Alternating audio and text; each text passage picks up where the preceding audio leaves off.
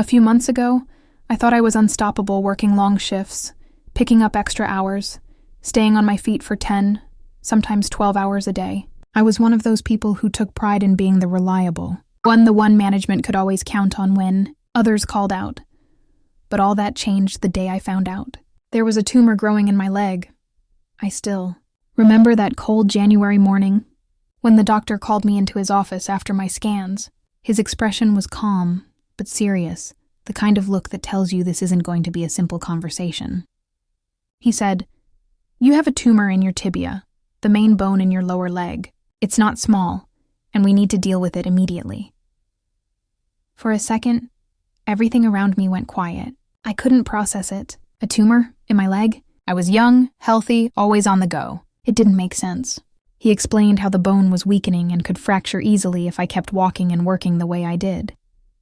That moment, my entire world flipped upside down. When you're used to working, suddenly being told you can't feels like someone just pulled the floor from under you. I remember leaving the hospital that day feeling lost. Bills still had to be paid. Rent didn't care about tumors. Life didn't pause just because my body decided to betray me. I had surgery in June. The days before it were terrifying, not just because of the operation, but because of what would come after.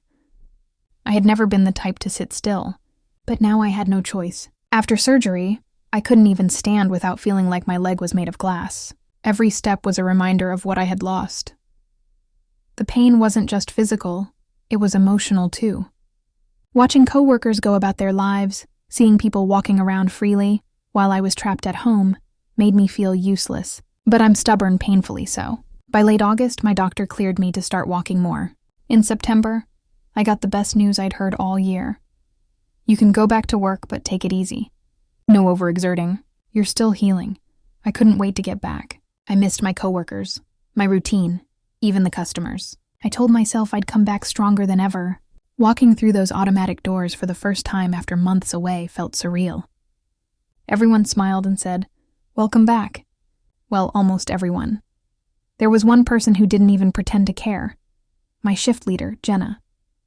Jenna had always been difficult. You know, the kind of supervisor who lets power go straight to her head. She wasn't technically a manager, but she acted like she ran the entire store. Every time she spoke, it felt less like teamwork and more like a command. Still, I tried to stay positive. I told myself it was fine, I'd just focus on my job.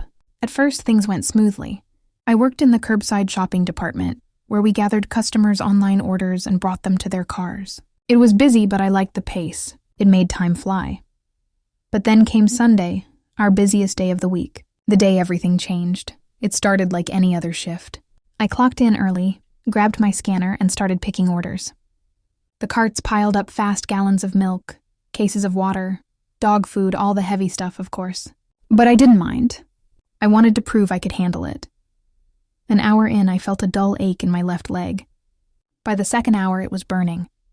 By the third, I could barely walk. Every step sent a shock of pain up my leg, like someone was stabbing me from the inside. I paused near the break room door, trying to catch my breath. One of my coworkers noticed and asked quietly, "Hey, you okay? You look pale." I forced a smile.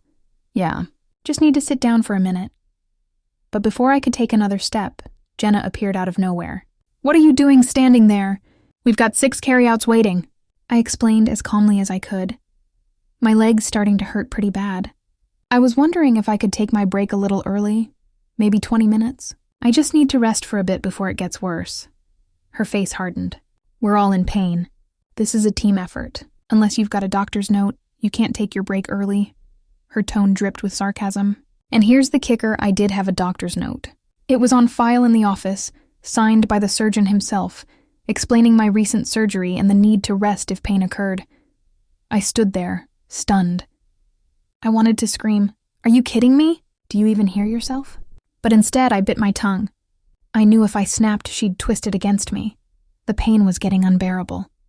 My leg trembled as I leaned against a counter, trying not to cry in front of everyone.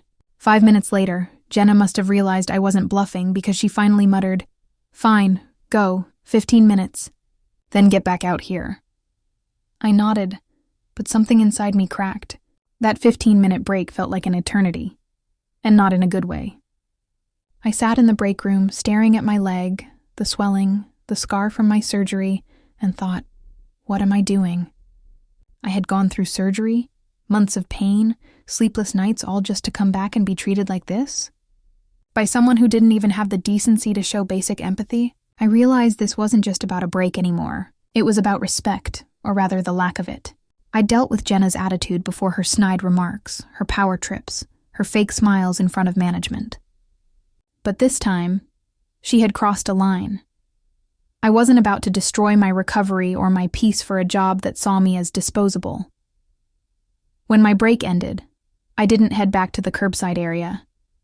Instead, I went straight to the front office, where one of the assistant managers was working on the schedule. He looked up. "Hey, how's your leg holding up?" I smiled faintly. "It's not. And honestly, I think I'm done." He blinked. "Done? You mean for the day?" "No," I said quietly. Done. I quit." There was a long pause. You could see the shock on his face, the confusion, maybe even guilt. He knew what I'd been through. Everyone did. But no one had ever stood up to Jenna before. I didn't wait for him to argue. I walked straight to the time clock, punched out, and slipped my badge off my shirt. My hands were shaking, but not from fear, from relief. For the first time in months, I felt free. As I walked toward the exit, I heard my name echoing from the intercom. My name. "Please come to your department." I laughed under my breath. Of course they paged me. Probably Jenna realizing she was short-staffed now. But I didn't stop walking. By the time I reached the front of the store, I spotted my main boss walking in. He gave me a quick side glance. No words, just that disappointed, tight-lipped look bosses give when they realize things are about to get messy. I could tell he was mad, but honestly, I didn't care. After everything, the pain, the recovery, the humiliation, I was done giving my energy to people who didn't deserve it. I grabbed a few groceries before leaving, paid at the self-checkout, and walked out with my head held high. My leg still hurt like hell, but it felt lighter than ever. Driving home, I thought about how scared I'd been to lose this job, how I'd pushed myself too hard just to prove I was still useful. But in that moment, I realized something important. No job is worth your health. No paycheck is worth being treated like garbage. I didn't make a scene. I didn't yell or throw anything. I simply walked away. And sometimes, that's the most powerful kind of revenge, letting them struggle without you. Because I knew the truth. It was Sunday, our busiest day of the week. I had opened that morning, and now they were short one of their fastest workers. Good luck, Jenna. You're going to need it. When I got home that day, I was still shaking. Not from fear, but from adrenaline. I had just walked out in the middle of my shift, on the busiest day of the week, and didn't even look back. I sat on the couch, staring at my phone, half expecting it to start ringing any second. I knew the store would be in chaos. Sundays were brutal even with a full team, and now they were down one of the fastest workers on the floor. But I didn't regret it. For the first time in months, I felt like I had taken my life back. Still, there was a part of me that felt weirdly empty. You can't spend years in a routine and just walk away without feeling something. That job had been a huge part of my life. I'd made friends there, shared laughs, pulled all night during holidays, and somehow built a little family out of coworkers. But now, it felt like that chapter had finally closed. I didn't tell anyone right away that I'd quit. I wanted a quiet night, so I turned off my phone, grabbed an ice pack for my leg, and sat there watching old movies until I fell asleep. The next morning, I woke up to what I expected. Dozens of messages and missed calls.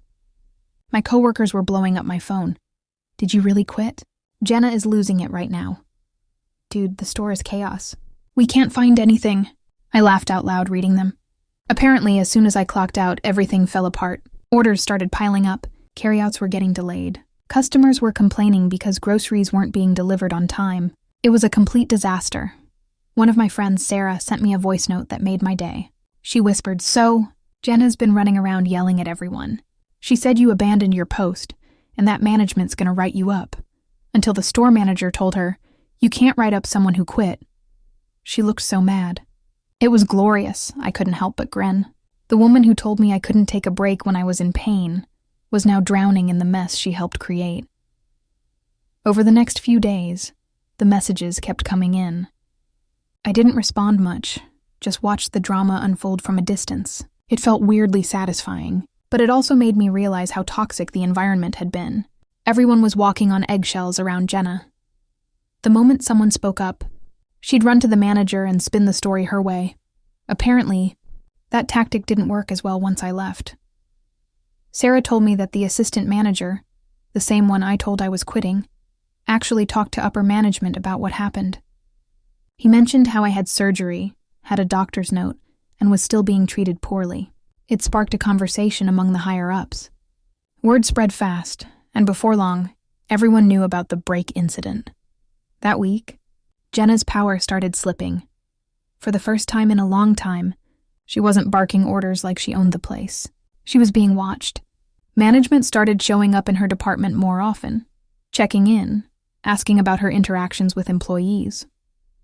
You could tell she was nervous. That smug confidence had vanished. It didn't stop there. The following weekend, they had another big rush. And guess who called out? 3 people from my department. They were tired of her attitude and said they'd rather lose hours than deal with her. Suddenly, the store was running on fumes. Customers were waiting longer than ever. Orders were backed up, and corporate started asking questions. Meanwhile, I was home, recovering, resting my leg, and for the first time in months, breathing.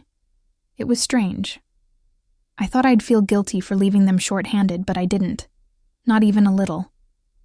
I'd given them everything I had. I worked through pain, through exhaustion, through surgeries and sleepless nights. And for what? To be told I wasn't allowed to sit down for 20 minutes? No, they didn't deserve my guilt. A week after I quit, Sarah texted me again. "Hey, you won't believe this. Jenna got written up." I stared at my phone for a minute, rereading that line. Apparently, the store manager had a meeting with HR after hearing about what she said to me.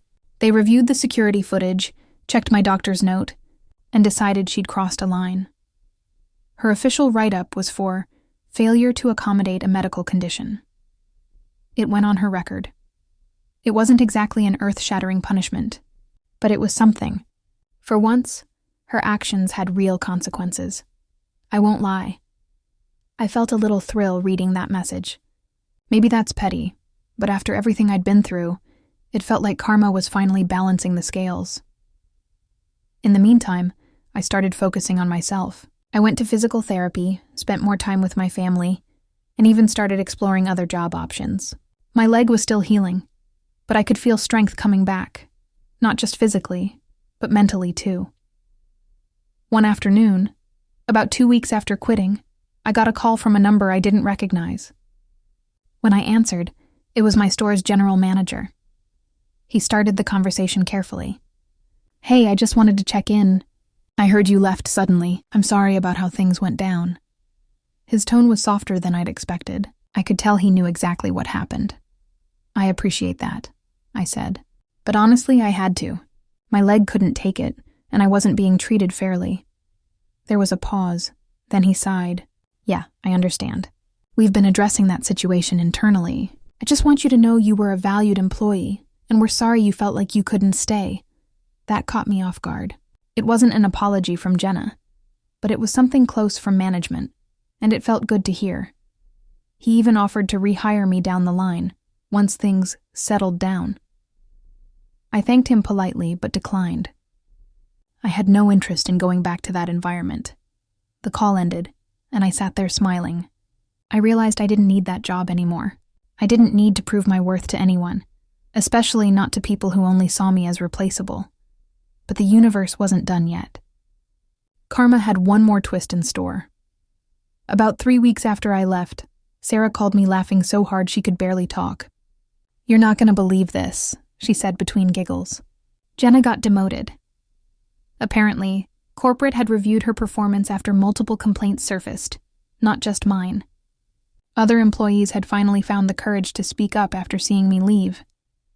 They told HR how she treated people, how she talked down to them, and how toxic the atmosphere had become under her leadership. The company decided she wasn't fit for a leadership position anymore. They reassigned her to regular floor duties.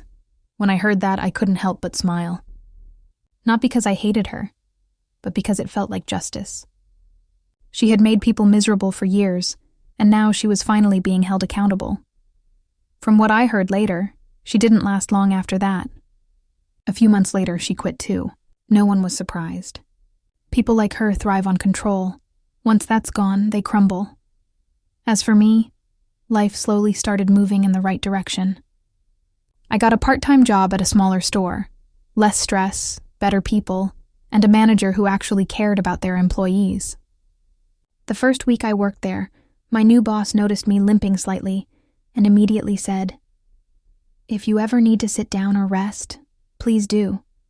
"Your health comes first," I almost cried. That one sentence meant more than anyone at my old job had ever said. It made me realize something important. There are still good workplaces out there. You just have to stop settling for the ones that drain you. A few months later, my leg healed completely. The scar was still there, a reminder of what I went through. But instead of seeing it as something ugly, I saw it as strength. Proof that I survived. Proof that I walked away from people who didn't value me and built something better. Looking back, quitting that day was one of the best decisions I ever made. It wasn't just an act of rebellion. It was an act of self-respect. Because sometimes, the most powerful revenge isn't yelling or getting even.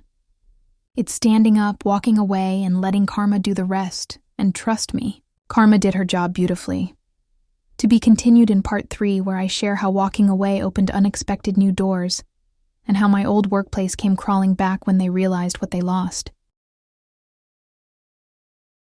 After everything that happened, I promised myself one thing. I would never go back to a job that treated me like I didn't matter. I meant it. The weeks after quitting were a strange mix of peace and uncertainty.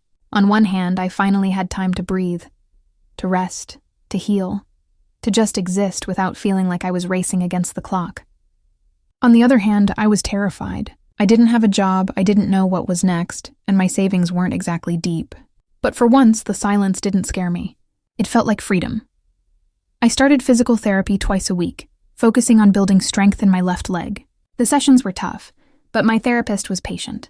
Every time I'd wobble or stumble, she'd remind me, "You're healing, not failing." Those words stuck with me. At home, I spent more time with family, something I hadn't done in years. My mom would come over to cook. My friends visited with snacks and gossip. And for once, I wasn't rushing out the door halfway through a conversation. I started sleeping better too. No more 4 a.m. alarms. No more dragging myself out of bed on 2 hours of rest. I'd wake up, stretch, and feel something I hadn't felt in a long time. Peace. It was around that time I began thinking about what I wanted from life. I'd been stuck in survival mode for so long that I'd forgotten what ambition felt like. I always worked to get by, to pay bills, to stay afloat. Never because I truly wanted to. But now that I had this break, I started thinking differently. I updated my resume, cleaned up my social media, and started applying for jobs that actually looked healthy. Smaller teams, decent hours, supportive environments, nothing corporate or soul-sucking. A few weeks later, I got an interview at a small local grocery store. Family-owned, cozy, nothing fancy. When I walked in, the atmosphere felt completely different. People were laughing. The manager greeted me with a genuine smile instead of that fake "we care" look I was used to. The interview went great.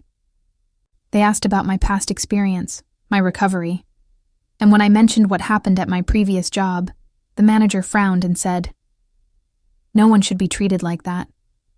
Around here, we take care of our people." I got the job on the spot.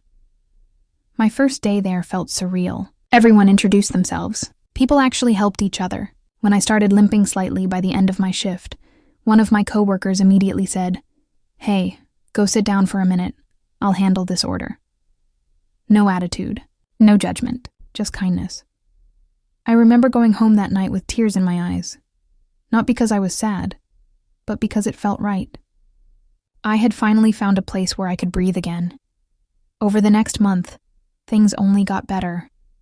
My leg was getting stronger, my energy came back, and I started enjoying my job again. I even got compliments from customers who noticed how helpful and kind I was. For the first time in forever, work didn't feel like punishment. Meanwhile, I occasionally heard updates about my old workplace from Sarah. She had since left too, joining another store in a different town. But she still had friends there who loved to spill tea. Apparently, ever since I quit, things had only gone downhill. Jenna's demotion had left the department leaderless for weeks.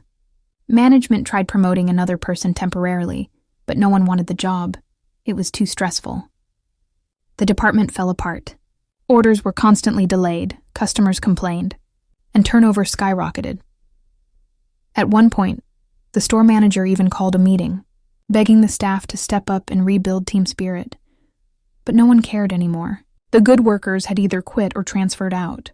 What was left was chaos. Sarah told me, "It's bad.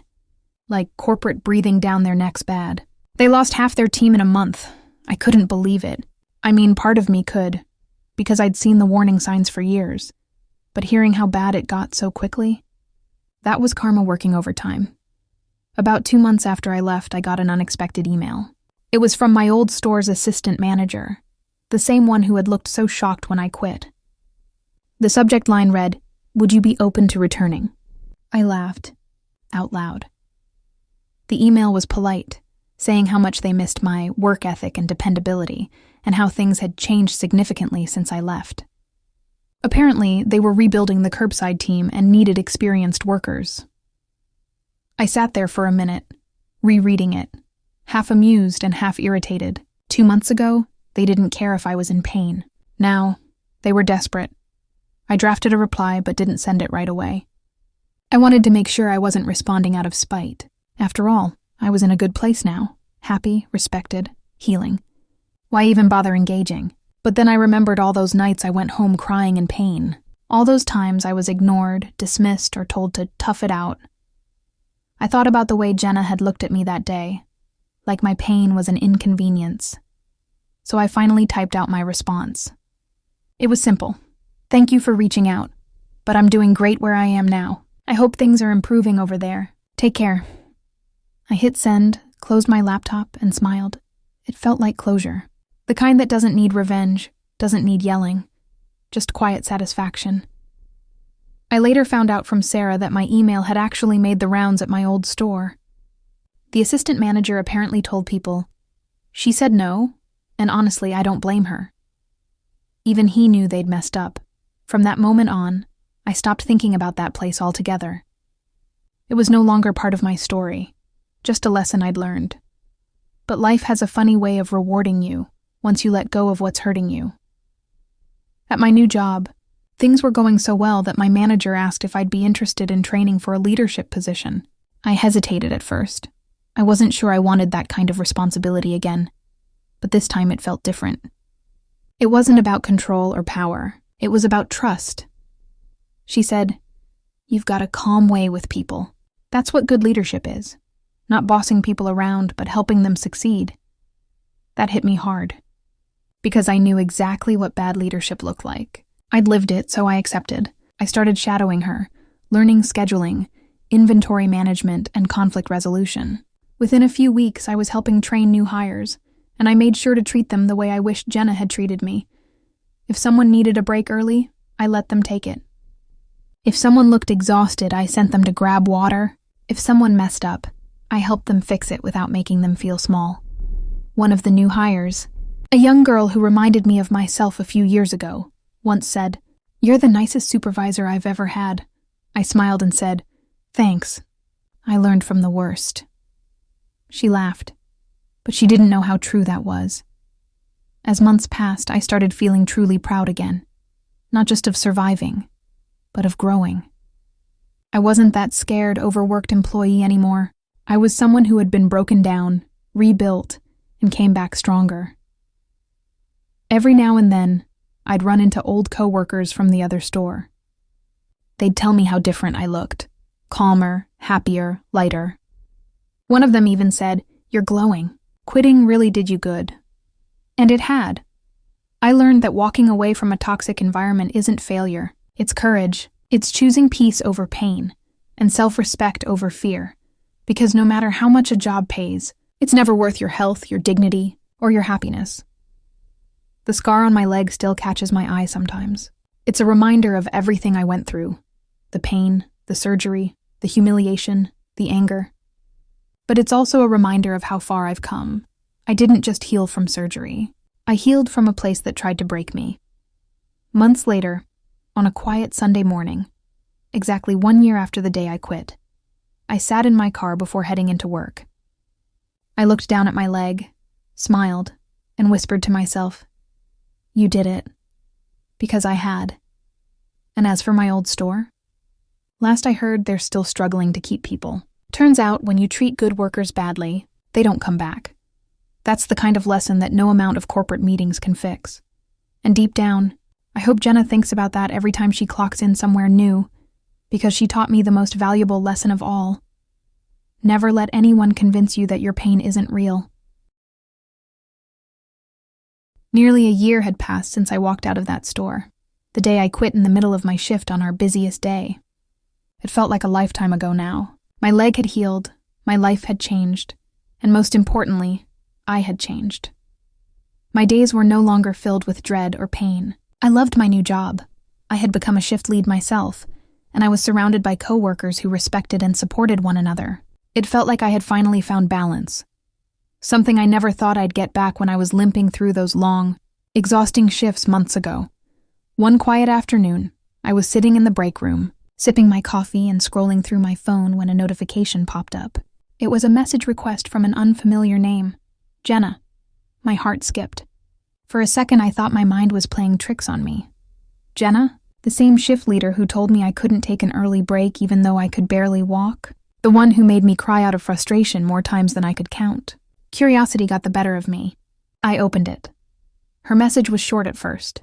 "Hey, I don't know if you'll even read this, but I just wanted to say, I'm sorry." I stared at the screen for a long time before scrolling down. "You probably hate me, and I wouldn't blame you if you do. I just wanted you to know I regret how I handled things back then. I was under so much pressure, and I took it out on people like you. You didn't deserve that. I heard you quit that day, and honestly, that was the day everything started falling apart. I didn't last much longer after that either." She went on to explain how things had spiraled for her after I left. Apparently, upper management found out how she treated staff, and after a few more complaints, she was written up. Eventually, she quit too. "I got another job," she wrote, "but it didn't last. I think karma caught up with me. I'm trying to do better now. But I wanted to apologize to you personally. I don't expect forgiveness, but I needed to say it." I sat there in silence for a few minutes, rereading her words. My first instinct was anger. All those memories came flooding back. Her dismissive tone, the way she ignored my pain, the humiliation I felt that day. But then something unexpected happened. I didn't feel hate anymore. I just felt free. Because I realized something. I didn't need an apology to move on. I had already forgiven her long ago, even if I didn't know it at the time. Walking away had been my closure. But hearing her say those words, it was like closing the final page of a book I'd already finished reading. I typed a short reply. "Thank you for saying that. I really appreciate it. I've moved on and I'm doing great now. I hope you're doing better too." And that was it. No anger, no bitterness. Just peace. She replied once more. "I'm glad you're doing well. You always worked hard and I wish I'd realized sooner how much I took that for granted. Take care of yourself." After that, I never heard from her again. But that one exchange stuck with me, because it reminded me that sometimes karma doesn't need to be loud. It doesn't need to humiliate anyone. Sometimes the quiet realization of one's own mistakes is punishment enough. Over the following months, life kept getting better. I was promoted officially to full-time supervisor, and my manager started trusting me with more responsibilities, training new staff, organizing schedules, even handling store reports. It was challenging, but fulfilling. Every so often, when a coworker would come to me looking tired or overwhelmed, I'd think back to that day, me standing in pain, begging for a 20-minute break, and I'd make sure no one under my watch ever had to feel like that. If someone said they needed to sit down, I'd tell them to take 5. If someone's leg hurt, I'd find someone to cover. And if management ever questioned me, I'd simply say, "We take care of our people here." That's the difference between leadership and power, and it's something Jenna never understood. A few months later, something incredible happened. My store won a regional award for outstanding team morale. The district manager visited, congratulated us, and said, "It's rare to find a team that works together this smoothly." My manager gave me a knowing smile and said, "That's mostly thanks to her," pointing at me. I felt a rush of pride that words couldn't describe. I had gone from being dismissed and overworked to being recognized as someone who built a positive environment. That night, as I drove home, I thought about how far I'd come. The pain, the frustration, the tears, all of it had led me here. I rolled down the window, letting the cool night air hit my face. The city lights blurred in the distance as I whispered to myself, "You did it," because I truly had. The irony of it all was almost poetic. The store that broke me had collapsed under its own weight, while I had rebuilt myself into someone stronger, kinder, and more successful. That's the kind of revenge money can't buy. Peace. But karma wasn't quite done with its final act. One evening, months later, I ran into one of my old coworkers from that store while shopping. She recognized me instantly. "Oh my God, you look amazing. You won't believe what happened over there," she said, half laughing, half sighing. I smiled. "Let me guess, still chaos?" "Worse," she said. "Corporate shut down curbside for a while. Too many complaints. Then they tried reopening it, but no one wanted to work there. Everyone who remembered what happened just left. It's a ghost town now." I couldn't help but laugh softly.